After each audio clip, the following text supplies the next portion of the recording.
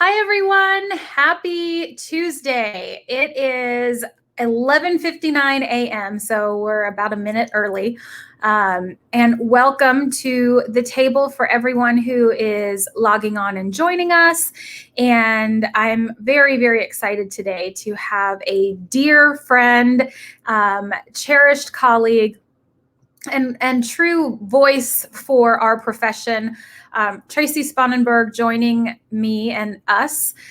Tracie is the Chief People Officer at the Granite Group based in New Hampshire, and I am based in Tampa. So we're both East Coast folks.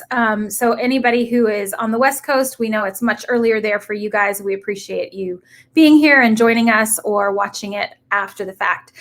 So welcome, Tracie. Thank you so much for agreeing to join me. I threw a comment out there on LinkedIn and you were gracious enough to pick up on it and say, yes, I'll join you. So thank you so much. One of the things, hi, Sam, thanks for joining. Hey, Theyre, thanks for being there. We love comments and questions throughout our live sessions, and I will do my best to throw as many of them out there so everyone in the audience can read them and give Tracie and I an opportunity to either respond to your questions or your comments. It really helps it to be a much more enjoyable session for everyone when we are interacting and communicating. Plus, we love knowing who's there and getting your insights. So with that, I created a post last week. I was thinking about how frustrated many of the folks I'm coaching are, right? So if you've never joined me at the table before, I will share a little bit about myself so you know. I coach HR professionals to become business leaders who work in the people space. And I also work with teams in the HR space, talent acquisition teams. We do a lot of transformation, one-on-one coaching, and lots of other really great culture work and vision and values work.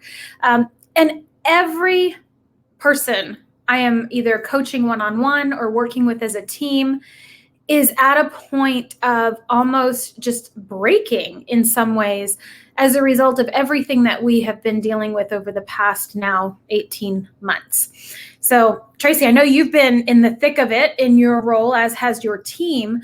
And I know you've been so transparent with sharing your story and your history with folks so that I think it helps people realize that you can start out anywhere and you can make choices and decisions for yourself that will ultimately help grow your career or make the changes necessary. And we all go through that at a point in time or another.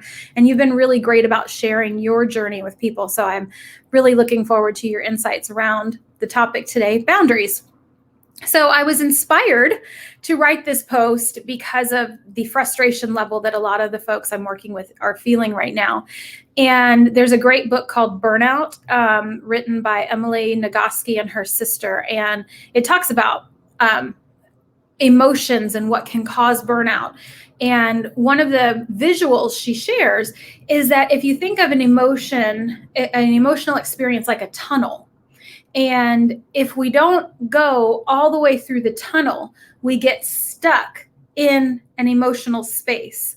And when we live it over and over and over again, and we don't take it from beginning, middle to end and let go of it, that's one of the things that really can help lead us to that burnout space, is that we don't follow that emotional path all the way through to the end. And I think, as people, as individuals, it's really a great visual to help us think through what we need to do to get to the other end. But as professionals, I think the burnout is also associated with the fact that we don't set boundaries for ourselves and our teams. And so the post I created was inspired as a result of that. So I've done a lot of talking. So Tracie, thank you for being here. What made you decide to say, yes, I'll join you today? Well, first of all, I do anything for you, and you know that. You know that, but this so this is a subject that is a bit personal, a bit uncomfortable, and I'm always, no, I shouldn't say always. Recently, I've tried to really push out of my comfort zone and talk about things like this. And so I had a really transformative experience, and I've talked about a lot, and those who know me know this well, years ago, when I just wasn't happy with where I was at with work or life or anything really, and just decided to make a concerted effort to change. And that started with eating better and exercising, and for me, that was the catalyst. But that led to looking at my work in a people first way instead of a paper first way, which is how I had always looked at it. And I think I never really, until very, very recently, thought of what I was doing, and especially what I've had to do over the past couple of years, as setting boundaries. I never really framed it that way, but that's exactly what I learned how to do. That's exactly what I learned how to do after, I think, not doing that for much of my life. Mm-hmm.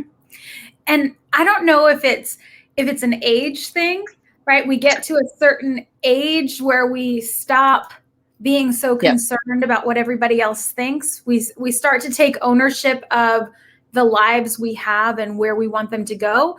And maybe it's because we get to a certain point and we're like, okay, I only have so many more years left potentially, and I want to maximize those. So I need to start creating what I want out of this life.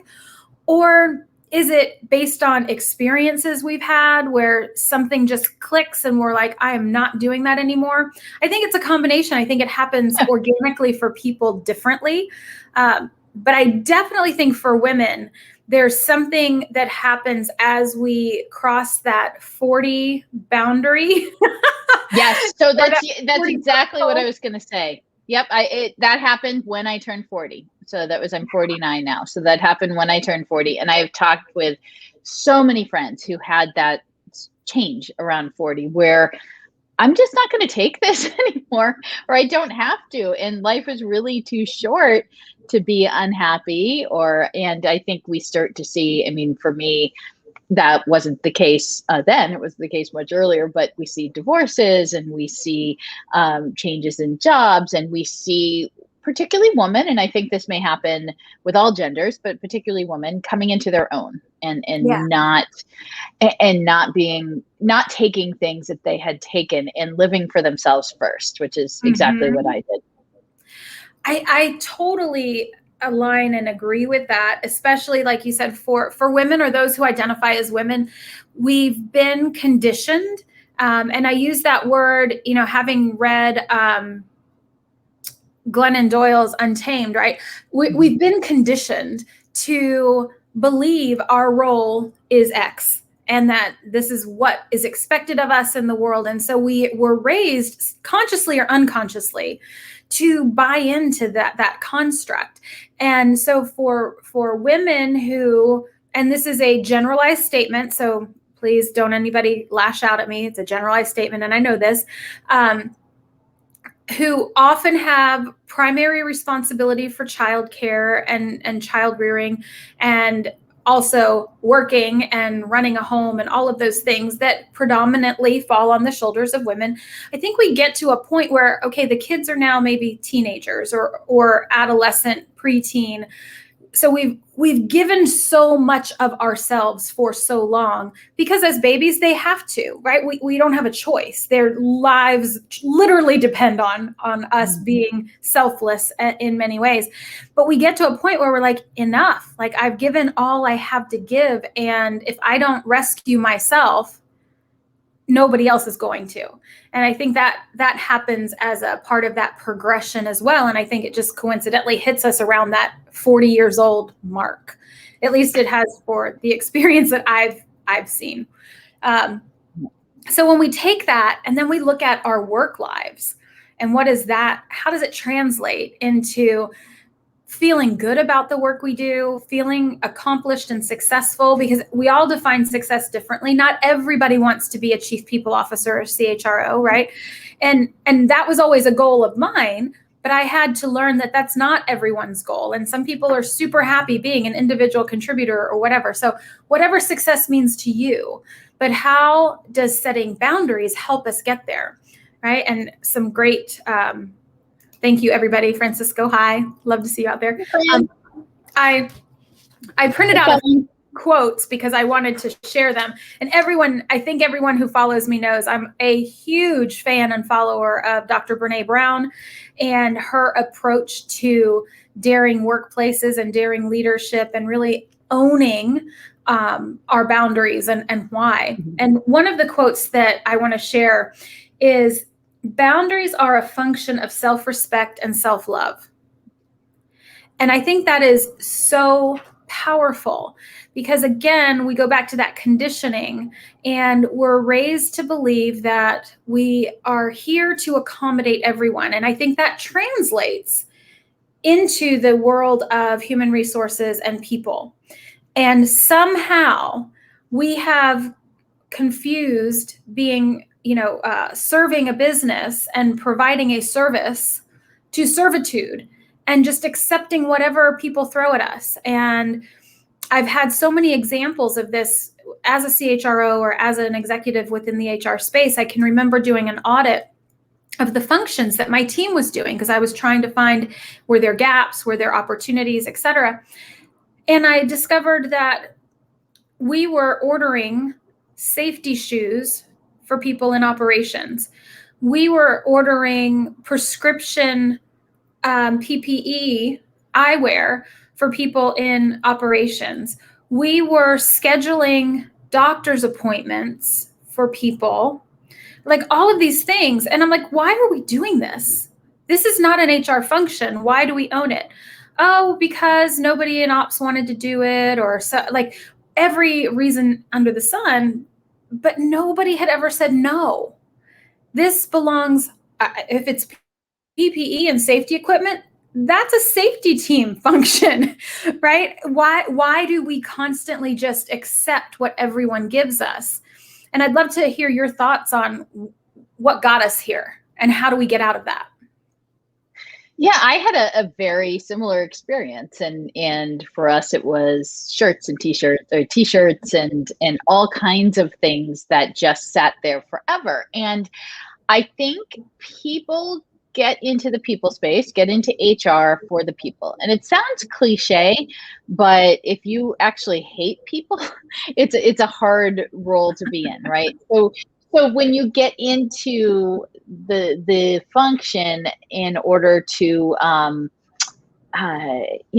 give your best or serve people in a way, you're going to say no probably, or say yes more than you say no, and may not even have learned how to say no. And I think it goes back to what you talked about, your conditioning. And I know certainly as a girl and a young woman, I was raised to be nice and be accommodating and that's how it was when I was growing up. And I think saying no was pretty hard, but it's necessary and can be life-saving for your team. And you know what you find out when you start to say no is that, at least in the beginning, people are so surprised that nobody pushes back, right? And so you have to define the boundaries first for yourself. And I believe that first and foremost, you have to know your boundaries. If you're leading a team, leading an HR team, set your personal boundaries, but then define those boundaries for your team. Mm-hmm. Absolutely. And I think you have to define your boundaries once you also define your personal values, right? If you just kind of willy-nilly go out and say, well, I'm going to adopt this as a boundary and this is a boundary and this is a boundary, but it's not true to who you are, one, it's not going to be authentic or believable, and you're not going to be able to sustain it because it doesn't actually anchor to anything. So for me, authenticity and wholeheartedness are my top two values. So a boundary for me is making sure that anything I share is authentically my own beliefs. I've been approached by several organizations that sell products into the HR space to kind of be a spokesperson and kind of bring them onto my show and blah, blah, blah, blah.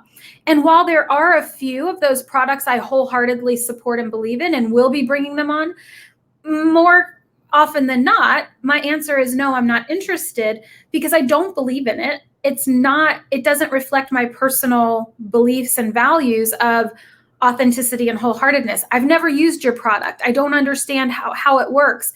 what is the user experience? What is the employee experience? So I can't endorse it or bring it forward to anyone else if I don't believe in it. So that boundary for me is a no-brainer. It's like, no, I either believe it and I've used it and I can speak to it, or I haven't, and no, unfortunately, I can't support it.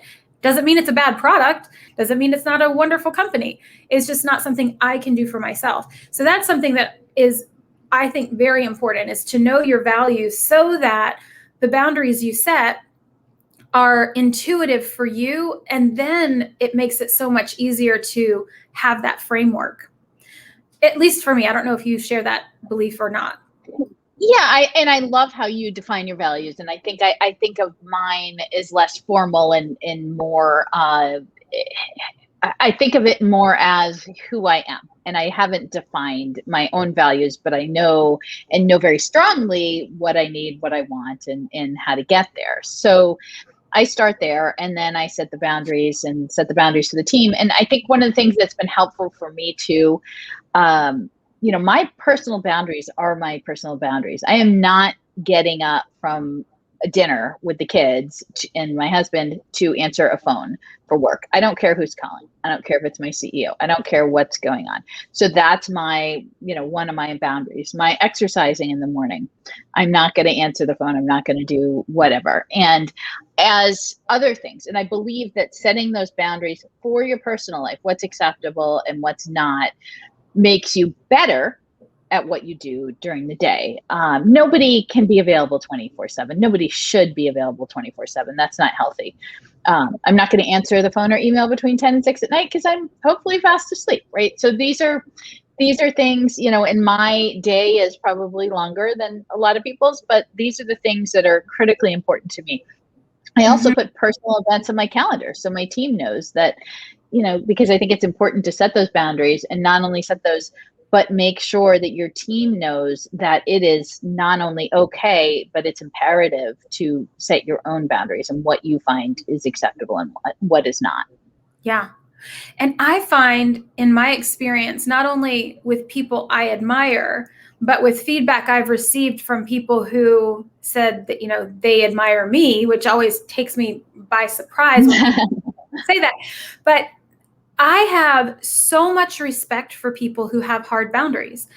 It's so interesting. It's almost like when you're in school and you have that really tough professor and you work twice as hard because you want to impress that person, and they give you the toughest assignments, they're the toughest graders, but you end up with the A+ in that class because they pushed you and they wouldn't accept anything less. And I feel the same way when I see somebody who says what you just said, like, I'm not going to answer the phone between 10 p.m. and 6 a.m. It's not going to happen. I'm asleep. I'm not going to answer the phone when I'm at dinner. That says to me, wow, like, she's confident. She knows who she is. She knows what's important. And I trust that. Like, to me, setting boundaries is one of the biggest ways we can earn trust with other people, because it lets them see what's important to me. And that level of vulnerability leads to people trusting you more and more over time. Right. And I think we've got to set that example, especially for those people who are, the up and coming, the next CHRO, the next VP, the person who may want that in their career. Help them understand that one of the best things they can do is say no. And I put this in one of the posts. Every time you say yes to something, you're saying no to something else.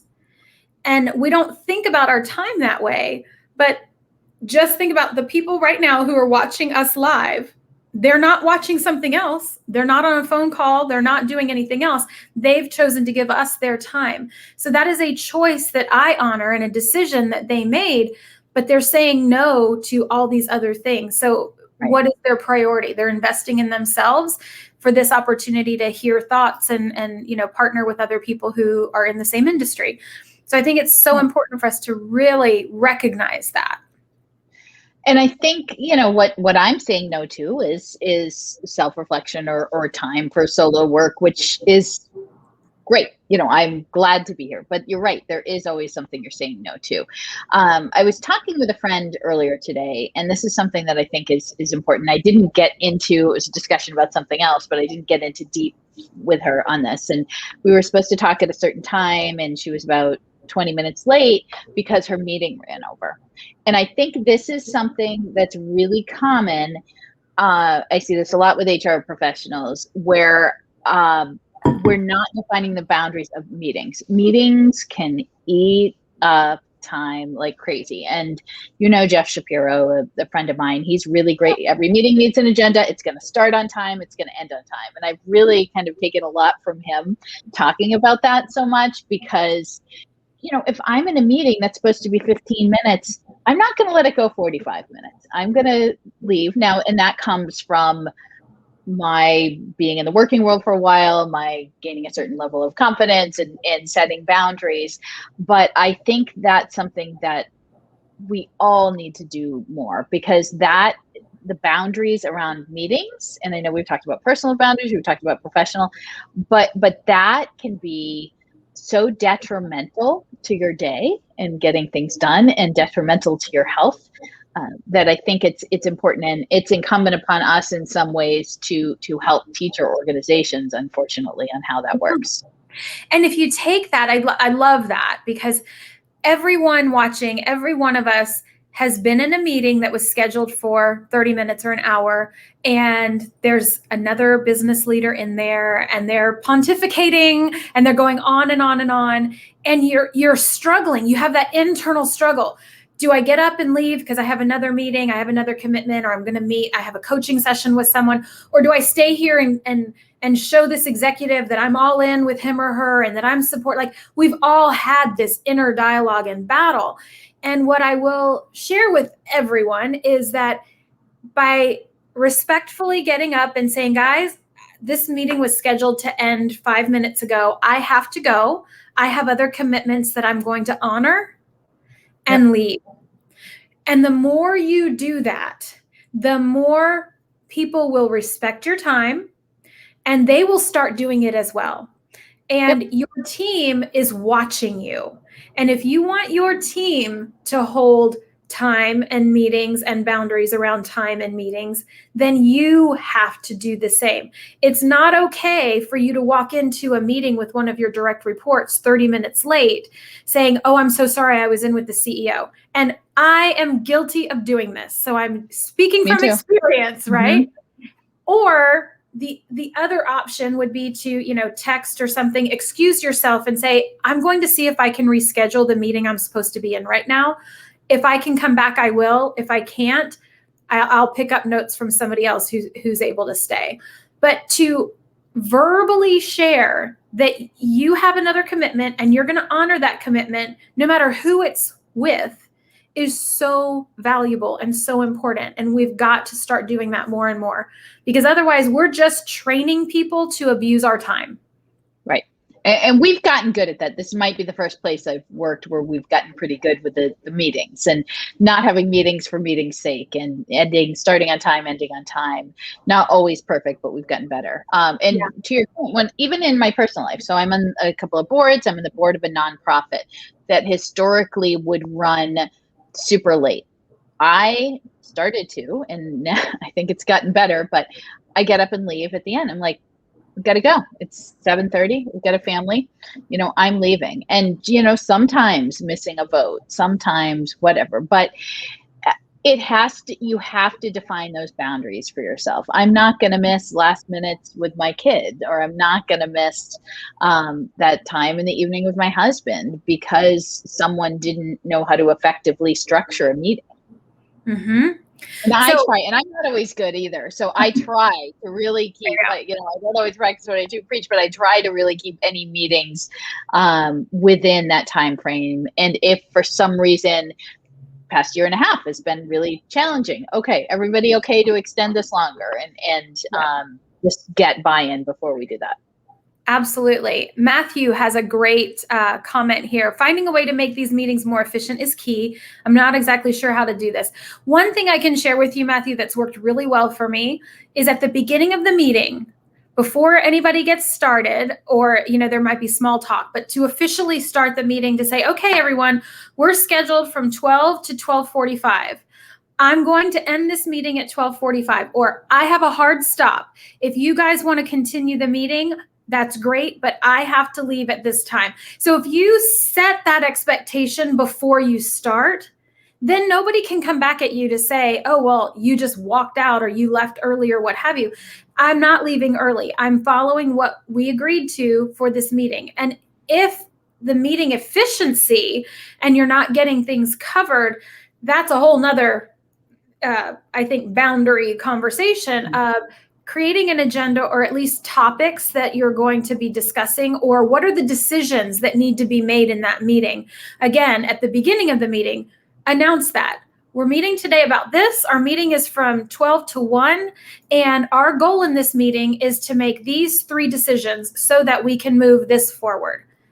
There you go. That's given you structure, it's given you focus, and you start. And when people start going off the reservation and start having conversations that are outside of that scope, you pause, right? Hey, that's not what we're here for today.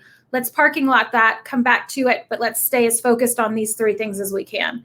So that, hopefully, Matthew, that might help you a little bit. And ask yourself, could this meeting have been an email? Do you really need to even have that meeting? Yes. Very, very true. Another thing, and you talked about your personal values. I can email you this list. It's really helpful. You can choose. You can work on your list. I think it takes a lot of courage, right? Another one of Brené's quotes that I love.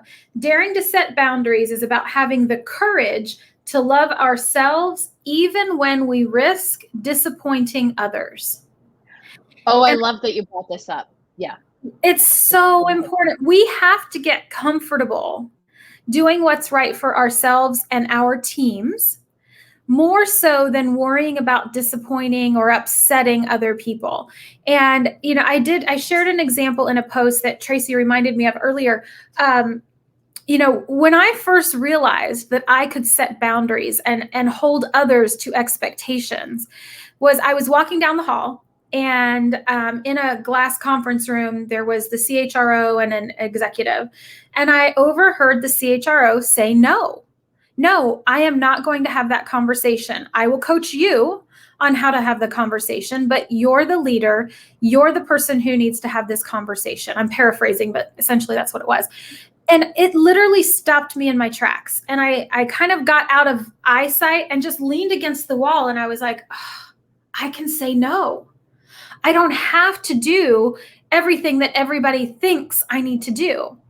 And by having the courage to do that, we let go of the disappointment piece, right? And that's a whole nother conditioning that I think we've had. Yeah.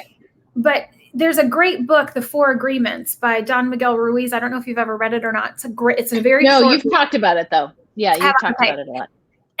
And one of the 4 agreements is take nothing personally, which is really hard for most of us because we are people who care about other people and what people think. But if you can take that take nothing personally concept and say, what Tracie thinks about me has nothing to do with me. It's right. Tracie's experience and Tracie's perspective and Tracie's lived experiences over time that help her create the perception and her belief system as it relates to me. Has nothing to do with me. So if we can adapt that and realize that in the workplace, we're not disappointing. Someone may be disappointed or upset, but that's their reality, not yours. Your reality is, this is the time limit, this is the expectation, this is how my role is defined, and what you're asking me to do is outside of that. That's on you to deal with your emotions. I don't have to deal with your emotions. I think that's one of the biggest barriers to setting healthy boundaries, is that feeling like I'm going to disappoint someone. I want everybody to like me.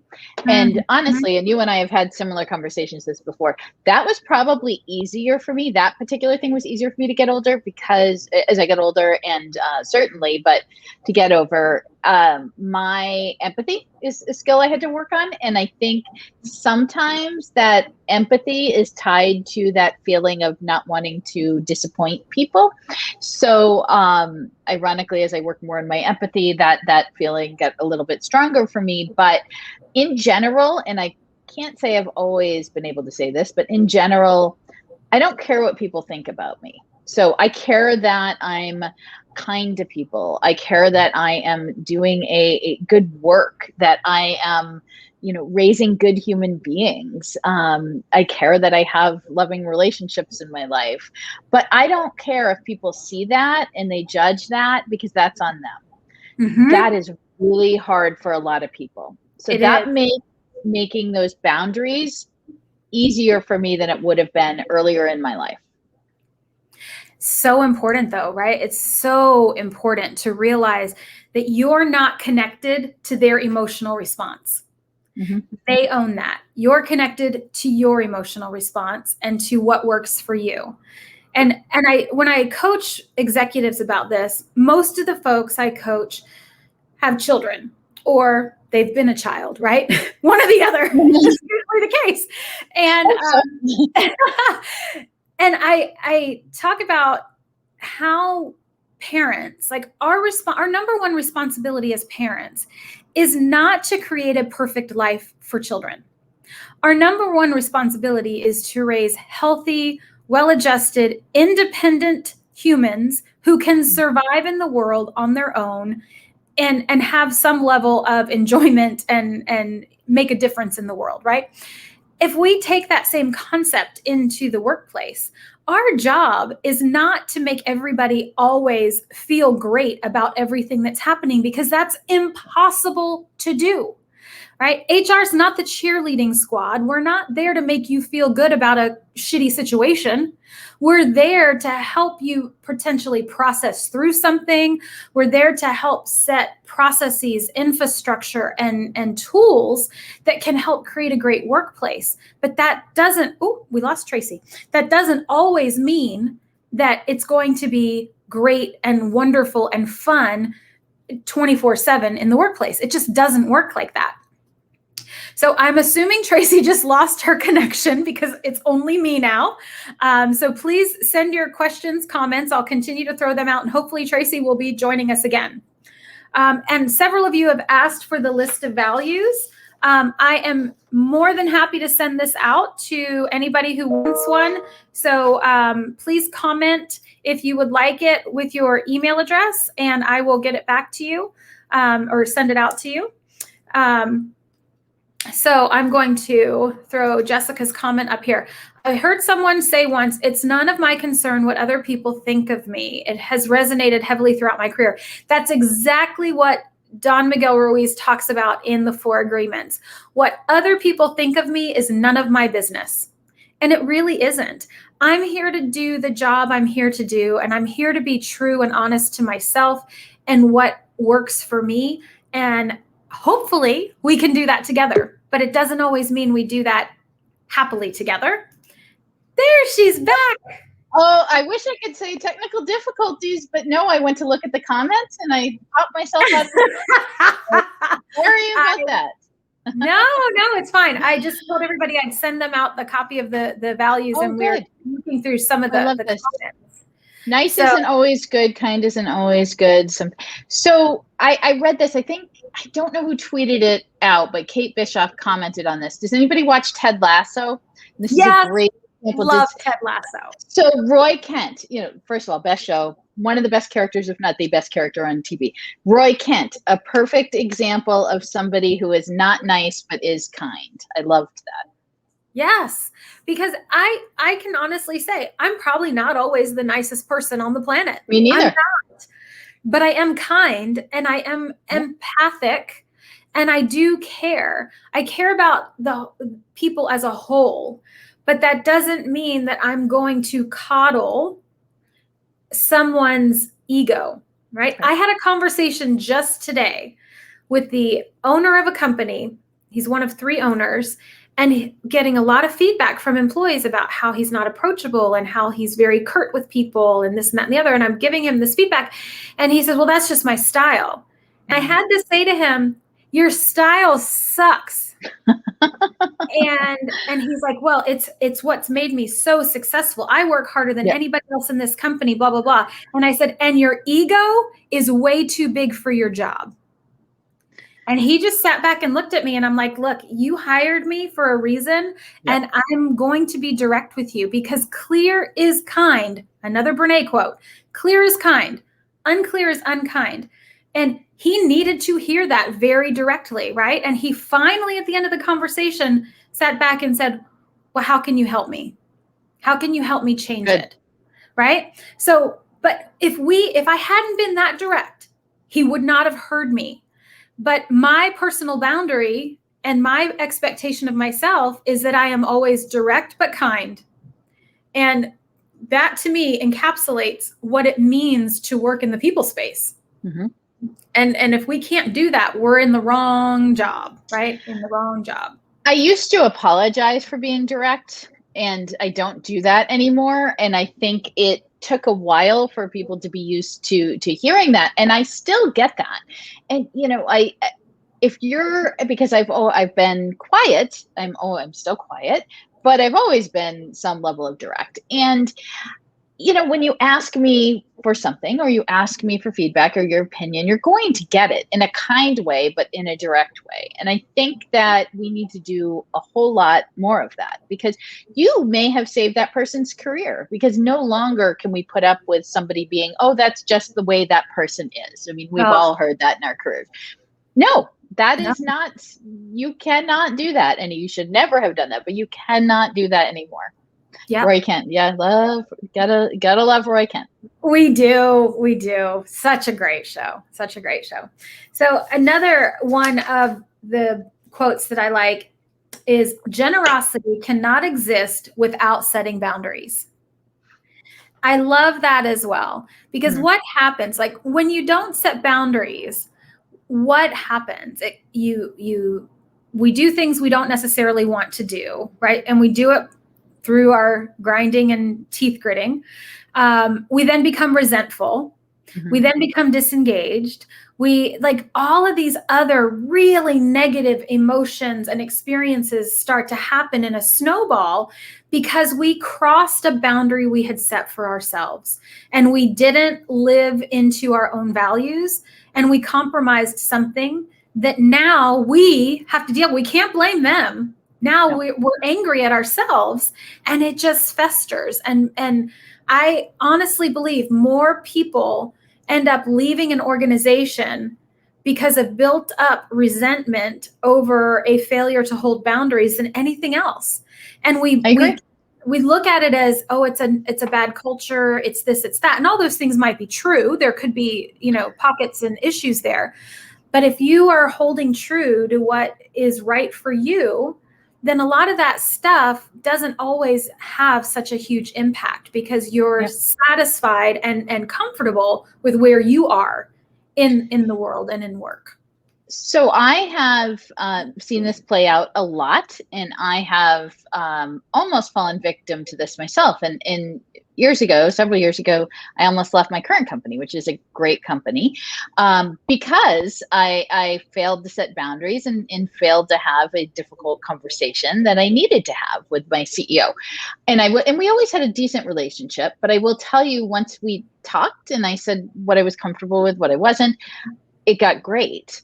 So sometimes setting those boundaries, defining what's okay for you, defining what you need, can lead to outcomes that you never thought you would get by having that. But often we avoid that, and we get frustrated and we get angry. And then we, like you said, we leave because we didn't define these boundaries for ourselves. Yeah. And what kind of appeased our fear and our anxiety in the moment becomes a huge obstacle to long-term satisfaction, right? Mm-hmm. That the fear of being direct, the fear of holding the boundary is temporary, but the ramification of not doing it lasts forever, right? That resentment, that regret, that whatever is something that becomes much more difficult to overcome versus just doing what you know is right for yourself. And the more you do it, I will say, the easier it becomes, because you start to feel so much better.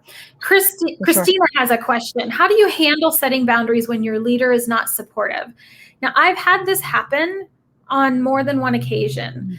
I had a CHRO I reported to once, and she was likely the most insecure person on the planet. I've never, ever worked with anyone. And she could not make a decision to save her life because she was so afraid of somebody disagreeing with the decision, not liking it, pushing back. So it paralyzed the entire team because we could never launch anything. We could never see anything to fruition. And that wears on you over time. If you can't check something off of a list, it creates such a heightened anxiety and burnout. Because again, if we think about the burnout tunnel, beginning, middle, and an end, if you can't get to an end of an initiative or a project and actually launch it or move it on, the weight becomes unbearable. And so for me, what I did, and ultimately I would say I was marginally successful, because again, I can't control what someone else does, but I was direct with my feedback. And I said to her, what you are doing to this team, because I reported to the CHRO and most everybody else reported into me, you're paralyzing everyone on this team and my ability to be a strong leader. Because every time we're at the 5-yard line, ready to take it over, you pull the plug. And we need to revisit this, and we need to ask this, and if that's the way you want me to lead, then I can't be a leader here because that's not who I am. And I care more about the satisfaction and my team than to let them live in this perpetuity of nothing ever actually changing. And so I made a decision to leave the organization after a couple of years. Now, I did have some success. She did hear me, and we did move a few things here and there. But what really helped me was I stopped waiting for her permission. And I flipped it, and I started just executing, going directly to my customers instead of using her as a conduit. I went directly to the ops leaders, to the COO, and said, here's where we are, here's what we're doing, this is the recommendation, and building my relationships outside of the direct leader, and then coming back and saying, hey, I had this great conversation, they're bought into this is what we're doing, here's the launch date. If you have any questions, let me know. If not, they're excited to do this. And that was one way I could get her to be supportive, by saying your customers are expecting this work to happen on this date. And then if it didn't happen, somebody would have to answer to that, right? So that right. I don't know if that would work for you, Christina, but it did work for me. And I think that this is, at least I'm sure you hear this a lot with your clients, and at least in talking to people and in doing the Clubhouse sessions with Fran and Nikki and Jeff and things, we hear problems with direct leaders a lot, that barrier a lot. So what I would ask Christina is, is it setting your personal boundaries? And if so, how do you know that they're not supportive? And if you haven't had that direct conversation, have that direct conversation. That's really, really, really important. Here's what I need. I need to leave at 5 every day, or I need to clock out at 5 every day. I can't work between 12 and 1 because I have to go pick up my kids, whatever that is. And if they say no, I think you really need to question, are you in the right place? Or at least, are you working for the right person? So I'm a big believer in try to fix it and then leave. And obviously there's a lot behind that. And I'll plug this again. Lori Ruderman wrote a terrific book that has a lot of great advice. It's called Betting on You. A lot of great advice about how to job search while you're still in the thing. But I always tell people, and Barbie, your advice may be different, but I find a boss. Don't necessarily find a company, find a position, find a leader who's going to support you and who's going to champion you. And if you don't have that, it can make your work life really difficult. Or find a coach. Or a coach to help you through that. There we go. So I wrote about that today. So I should find a coach to help you through that. Yes. But it is true. Whether it's a coach that you pay or a mentor you meet with, everyone needs that advocate, that sounding board, and that objective feedback, but objective only in as much as they have no loss or win out of it. They're there to support you, right? So it's objective because it doesn't impact their career. That's the challenge. I want to say most of the folks I do coach, one of the challenges they have and why they come to me or have Tracie as a mentor is because they have a fear of going to their boss saying, I don't know how to do this. because the fear is they'll be perceived as incompetent or what have you. So that mentor, that coach, that confidant can be that person to help give you insight and feedback on how to establish your boundaries, define what they are, and then how do you actually execute that in the workplace. That can be a hard conversation to have with your boss if you don't have the support and trusting relationship that I'm sure your people have with you and my folks have with me, but not everybody has that, right? So it's important to find your person or people. And find a good coach like you do. You can help build confidence. And that was something that I struggled with a lot and can be a huge barrier to setting boundaries. And I posted about this, but this is something, I don't know if you can see, I wear these bracelets most days to remind me. One says choose joy and one says badass. So if I'm always looking, right, because joy can be a choice. We've all gone through a lot in our lives and you never know what story somebody has. So you choose that joy and then, remind yourself that you are a badass and you can get through with whatever it is. Yep. Whatever it is. A great, I love that. I need bracelets. I have my Bossy AF mug. Does that help? Oh, I love that. I love it. Yes, that helps a lot. I really want to do a podcast titled Bossy AF, but I love it. One other thing, and I know it's 12:45, so I don't want to go over because I do respect our time.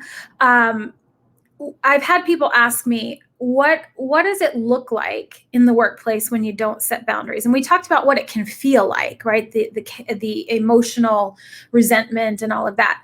But I can tell you it can look and manifest itself in different ways, often as chaos.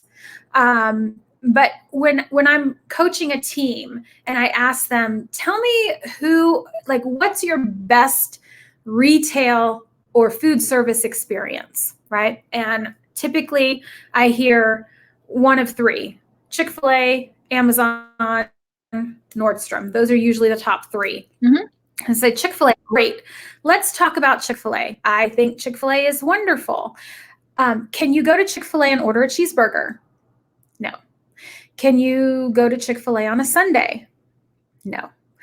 If you work at Chick-fil-A, can you wear jeans and a t-shirt? No. Can you order a pizza? No. Okay. And yet, Chick-fil-A has the highest approval rating from a customer service experience. They're the fastest growing food chain. All of these great accolades, and everybody loves Chick-fil-A. Everybody loves Chick-fil-A because they play within the boundaries Chick-fil-A has set for their company. And if you do business with them in the terms, we lost her again. If we do business within the boundaries that Chick-fil-A has set, then we have a great experience, right? We can do the same thing within the HR and people space. We can establish our boundaries within the work we do. I didn't even know, Tracie. So we can set our boundaries. If your boundary is that your shift is over at 5, or as Tracie said, you pick up your kids from 12 to 1, whatever, you can do that. Because setting boundaries and creating that foundational expectation creates space for creativity and for innovation, because you get rid of the chaos. Because when we don't have the foundation and the infrastructure and the boundaries, we're constantly trying to maneuver around everyone's expectations, which is impossible to do and be effective at your job. And ultimately, you end up disappointing not only yourself, but everyone else in the process. So setting that framework allows you the freedom to be innovative and creative. It allows your customers to have expectations of what you need from them so that you can work cohesively together, because they're going to have boundaries that you're going to have to honor as well. So if you think about your favorite experience as a customer, your favorite user experience, I challenge you to pause and think about what boundaries that organization has that you don't necessarily even think about as boundaries. Because I think we often think of boundaries as bad, like, oh, rigid fences that you can't see through or climb over. And I don't mean it like that. It is an expectation, and it's a protection of our sanity. But it doesn't mean that at times you can't make a different choice. You may have a boundary today that you don't have next year or tomorrow. Whatever it is that you need in that moment, you have a right to need that. And that's an okay thing. And I think we get hung up on the what ifs. We've got to let go of that and just focus on what is, not the what ifs. I love that. And I'm not touching my computer with my errant mouse. I don't know. It's my Mac. I don't know what the heck's going on. I just, every time I touch, I keep sitting on my hands. Every time I touch, go to the comments. I don't know what people are saying. So I pop myself up. So I love it. Yeah, most of the comments are people sending me their emails for a list of the values. Okay, right. Yeah, I love that. So I'm happy to share that for sure. Are there any questions? Any of you guys out there have any questions you'd like us to address before we wrap up? This has been such a great conversation, Tracie. You and I could just talk for hours about just about anything. And we do. And we do, you know. But I do want to offer, an opportunity for any of our folks to ask questions if they have them. If not, I am so grateful you are all here. Tracie, is there anything you'd like to leave us with for today?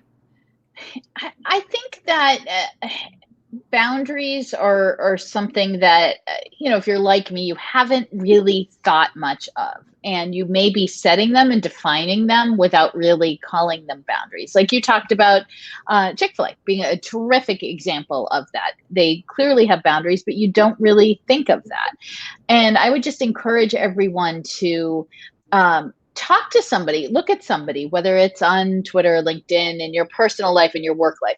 Look at somebody where you think, they have good boundaries, and have a conversation with them. Like, how do you do this? Why do you do? And learn. I'm a big believer in learning from others. It's changed my life in doing that. So have that conversation with someone or a few someones and learn how they did that. And you may find some inspiration to start setting those boundaries yourself.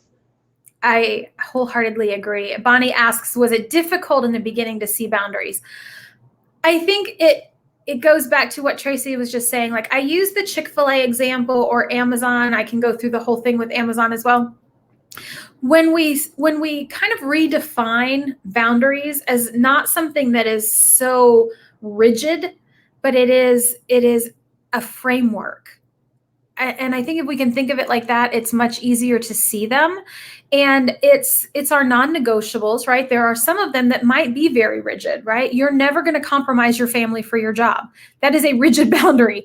And I think that's a phenomenal boundary to have, and one that not everybody does actually have. Mm-hmm. So I think some of your boundaries are absolutely non-negotiables. Some of them, maybe you would negotiate based on a specific circumstance. And that's why I say I don't want folks to get so caught up in it being rigid. It's fluid, just like life is fluid. And what works for you today may not work for you in a different role, in a different company, in a different job, or wherever you are on your personal journey. So establish your values. Those usually don't change. However, your boundaries and what's acceptable to you and not acceptable to you might change. And that's okay. And I want to talk about this briefly because we've gone through, what we're still going through with COVID, and my boundaries had to be a lot more flexible for a period of time. They had to be. And you know this because I came and physically saw you in person, but I took time off. So I was able to kind of blow apart my boundaries to a degree. Still wasn't answering the phone during dinner, but I was able to do that during a time when I had to we have 50 in-person locations. I had to be fully immersed in COVID response. So I was able to expand my boundaries. But what I then did was I took a few weeks off and set really hard boundaries around what that looked like for me. And so that's an example for me, a very personal example of the boundaries changing. So I had these in place. I felt this was my decision to do things this way because I thought it was best for my team, and I was able to do this. They changed, and then they changed again, and then they changed again. And so that they're not fixed. They're not fixed. And that's for you to define what they are. Absolutely. And the more we can lean into that, I think the better off our profession is going to be. One of the things that I find so frustrating is that our profession is perceived as a support arm, a support service. And we are a fully functioning business unit, just like any other business unit. And we deserve to have infrastructure, boundaries, expectations, and support, just like every other function of the company. Right. We are not the afterthought. We're not the cleanup crew or the cheerleading squad. And I think for us to transform that perception and really disrupt the way people believe and perceive what we do, it's up to us. And we've got to stop coddling, right? Spoon feeding employees and business leaders is not being a good people space HR person, right? It's not. And until we can get everybody on that train, it's going to be very difficult to transform this function. But I think we've really confused those two things, and it's time we change that, especially now. If you look back over the last 18 months and the weight that the HR people and teams have carried, if you're not going to own your space now, when are you going to? When are you going to establish those boundaries and those non-negotiables if you don't do it now? Yes. I know. Completely agree. Well, you know, we're in alignment on this. Yes. All right. Well, Tracie, thank you so much. I'm so glad to have you join me. I was and then when you graciously agreed to join me, I was so excited because I just think it's so much better when you can have dialogue with another person instead of just listening to yourself talk for 45 minutes to an hour. So thank you. I truly appreciate it. I will be live next Tuesday at noon Eastern time as well. So my goal is that I do as many of these live every Tuesday. I also then post them to my YouTube channel and post the link on LinkedIn. So if you've missed any of our previous sessions, you can get them there. And I will post this one as soon as I can get it uploaded. And I will email everyone the list of values for you to use. I use it with my clients all the time, so feel free to do so. Tracie, thank you. You are such a gem. I truly appreciate you. And thanks everybody for joining us. Have a wonderful rest of your week. Bye, everybody. Bye everyone. Bye.